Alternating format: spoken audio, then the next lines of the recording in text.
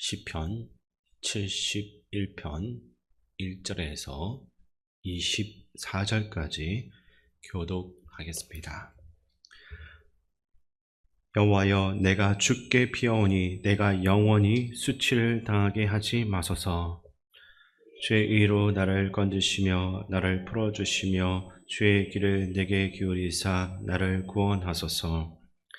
주는 내가 항상 피하여 숨을 바위가 되소서. 주께서 나를 구원하라 명령하셨으니 이는 주께서 나의 반석이시요 나의 요새이심이니이다.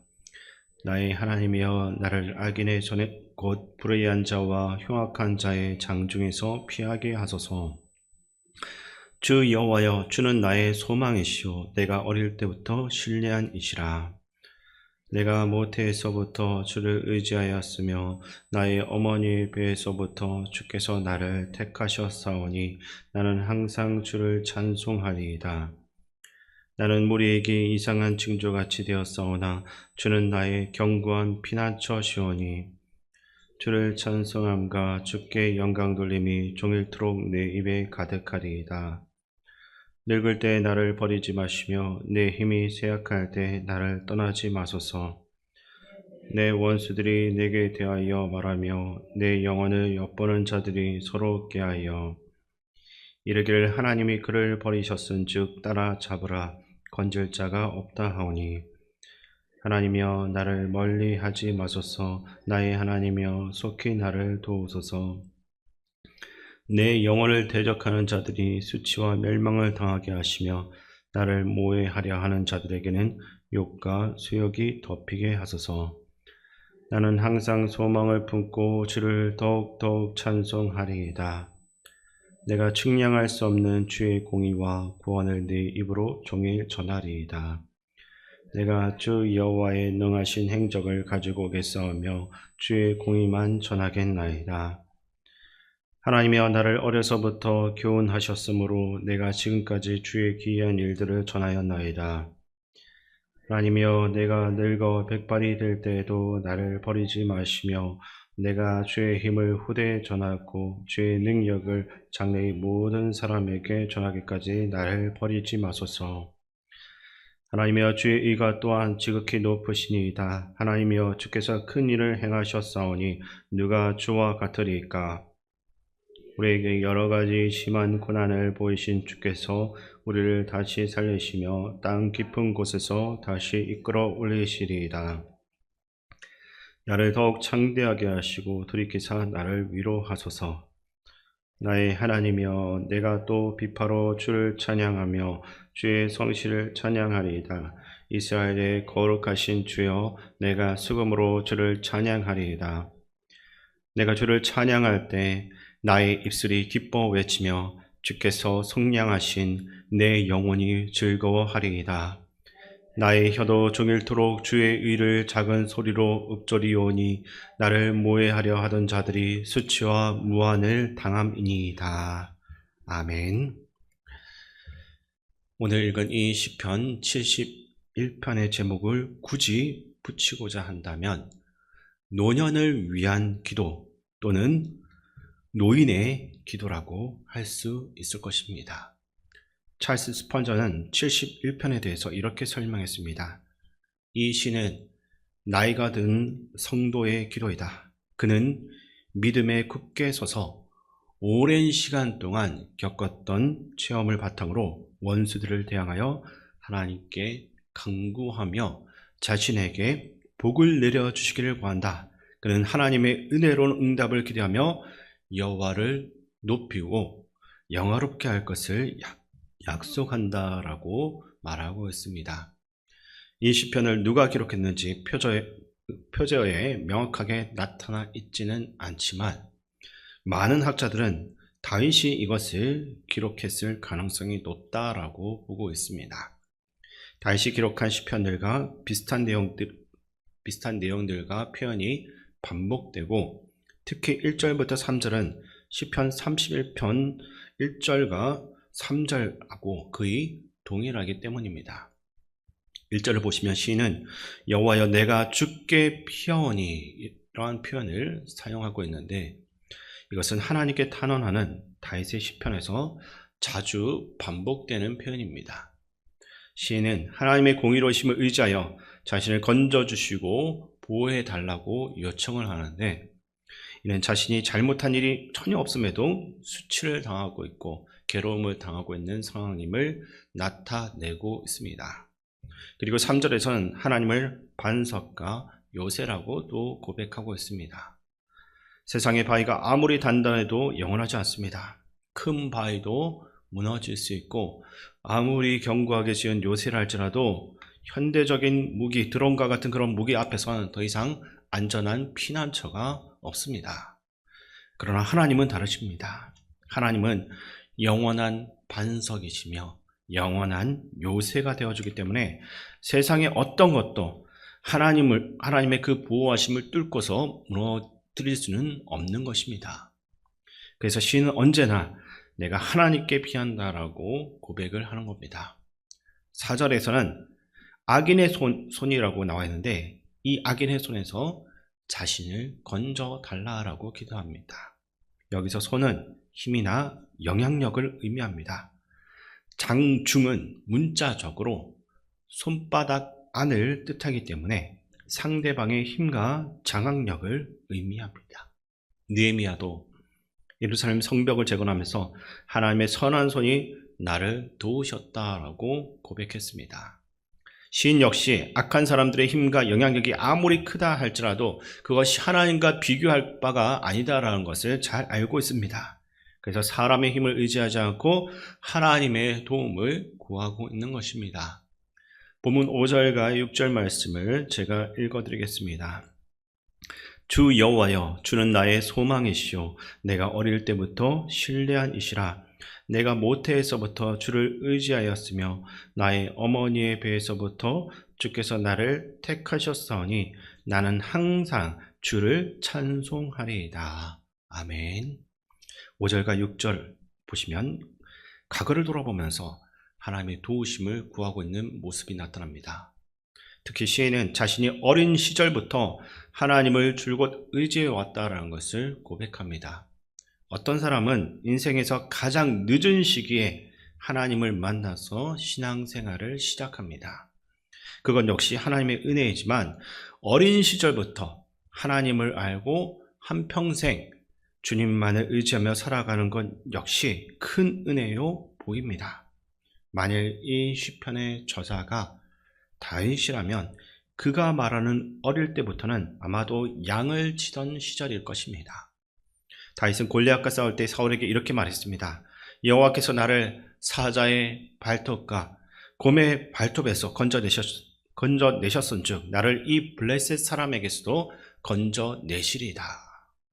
양을 치던 그때부터 함께 하셨던 하나님께서 지금도 함께 하신다라는 믿음이 있었던 겁니다.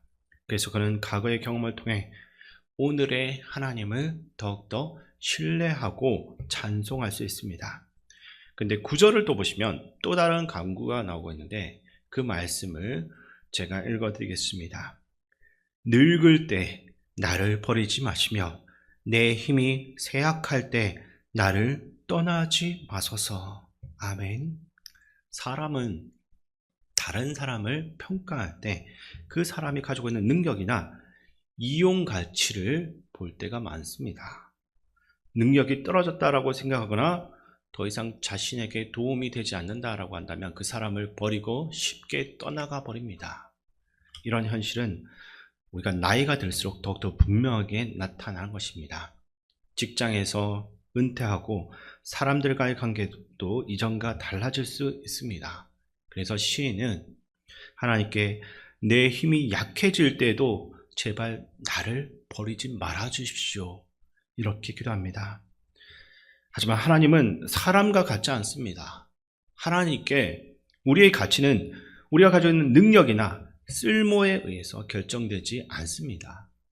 젊고 힘이 있을 때나 늙어서 힘이 쇠하여서 아무런 쓸모가 없을 때에도 하나님은 변함없이 우리를 사랑하시고 붙들어 주십니다. 오히려 젊을 때는 우리 자신의 힘을 의지하기가 쉬운 겁니다. 내 능력과 경험을 믿고 있기 때문에 하나님 없이도 내가 충분히 잘 살 수 있다라고 생각하며 삽니다. 그러나 나이가 들면서 자신이 생각했던 것만큼 내가 강하지 않다라는 것, 내가 뛰어나지 않다라는 그 사실을 깨닫게 되면서 일터나 가정에서도 내가 모든 것을 감당할 수는 없었다. 그 모든 뒷면에 하나님께서 함께 하시고 나를 붙잡아 주셨다. 이것을 경험하게 됩니다. 그때 비로소 우리는 내 힘으로 살아가는 것이 아니라 하나님의 은혜로 살아왔다. 이 사실을 깨닫는 겁니다. 그러한 의미에서 나이가 들어가며 자신의 한계를 발견하는 것은 하나님을 더 깊이 경험하는 영적인 통로가 될 수 있습니다. 18절과 19절에서는 이 시인의 간절한 소망이 더욱더 분명하게 드러나고 있는데 우리 18절과 19절 말씀 함께 읽겠습니다.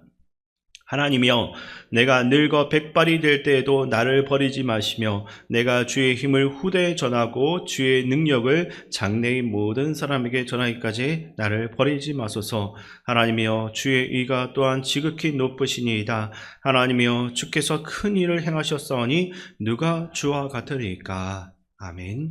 시인은 내 인생의 마지막 순간, 내가 죽는 그 순간까지도 하나님의 능력을 전하며 살기를 원한다라고 합니다. 자신이 경험한 하나님께서 행하신 모든 큰 일을 다음 세대 자녀들에게 전하고 싶어 했습니다. 젊은 자녀들은 부모가 들려주는 그 이야기를 귀찮아하거나 정말 대수롭지 않게 여길 때도 있습니다. 부모가 하나님에 대해서 이야기하고 신앙의 경험을 들려줘도 그냥 들을 때가 있습니다. 그러나 자녀가 나이가 들게 되면서 그때 부모가 들려준 정말 지겹게 들었던 신앙의 이야기가 하나님에 대한 그 고백이 얼마나 소중한지를 깨닫게 되는 날이 옵니다. 그러므로 우리가 경험한 하나님을 자녀들에게, 손자와 손녀들에게 전해야 됩니다. 그래야 그들도 언젠가는 자신들의 다음 세대들에게 하나님을 전할 수 있기 때문입니다. 시인은 백발이 된 후에도 하나님께서 행하신 일을 계속해서 내가 전하겠다, 이 일을 끝까지 놓치지 않겠다라고 고백합니다. 하나님께서 내 삶에 베푸신 은혜와 행하신 일을 다음 세대에게 전하는 것, 이것이 노년의 성도들에게 주어진 중요한 사명 가운데 하나입니다. 늙었다고 해서 내가 아무런 힘이 없다라고 해서 다 포기하고 그저 주어진 시간 보내다가 죽음을 맞이하겠다, 그런 생각했다면 그 마음 돌이키시고 내게 맡기신 마지막 사명, 다음 세대에 대한 그 사명을 가지고 끝까지 주어진 일을 하시기 바랍니다. 그리고 23절과 24절에서는 시편은 찬양으로 마무리되는데 그 말씀을 제가 읽어드리겠습니다. 내가 주를 찬양할 때 나의 입술이 기뻐 외치며 주께서 속량하신 내 영혼이 즐거워하리이다. 나의 혀도 종일토록 주의 의를 작은 소리로 읊조리 오리니 나를 모해하려 하던 자들이 수치와 무한을 당함이니이다. 아멘. 하나님께 피하고 그분을 반석과 요새로서 고백하던 시인은 마지막에 하나님을 찬양하며 하루 종일 하나님의 공의를 묵상하며 전하겠다고 고백합니다. 하나님을 찬양하고 그분이 행하신 일을 다음 세대에게 전하는 것이 믿음을 이어주는 일이기 때문입니다. 시인은 자신의 상황만 바라보며 정말 약해진 그 모습만 보면서 한숨만 나오겠지만 그 가운데 함께 하시는 하나님을 바라보며 자신의 인생을, 쇠퇴해가는 이 인생을 다시 새롭게 해석했습니다. 과거의 고난도 지나고 보니 하나님을 더 깊이 알게 하고 자신의 믿음을 굳게 세운 시간이었습니다. 우리들도 지금의 고난을 단순히 힘든 일로만 생각하지 말아야 됩니다. 하나님께서는 그 가정을 통해 우리의 믿음을 더욱더 단단하게 하시고 하나님과의 그 관계를 깊게 하십니다. 그러므로 우리가 경험한 하나님의 은혜와 행하신 큰 일을 다음 세대와 함께 나누는 일 계속해서 해나가시기 바랍니다. 인생의 마지막 순간까지 하나님만 의지하고 찬양하며 그러한 모습들을 우리의 자녀와 믿음의 세대에게 보임으로써 그들도 우리와 같은 모습으로 하나님 앞에 드려질 수 있도록 그러한 삶이 될 수 있기를 주님의 이름으로 축원드립니다. 하나님 아버지, 우리의 삶의 모든 순간에 함께 하시고 변함없이 붙들어 주심을 감사합니다. 젊었을 때나 나이가 들어 아무것도 할 수 없다 생각할 때나 하나님만 우리의 반석과 피난처로 의지하게 하시고 지나온 삶 가운데서 경험한 하나님의 은혜를 다음 세대에게 알리는 이 사명을 끝까지 다 할 수 있게 도와주시옵소서. 우리의 마지막 순간까지 주님 부르시는 그날까지 주님만을 찬양하며 믿음으로 살아내게 하여 주시옵소서. 예수님의 이름으로 기도드립니다. 아멘.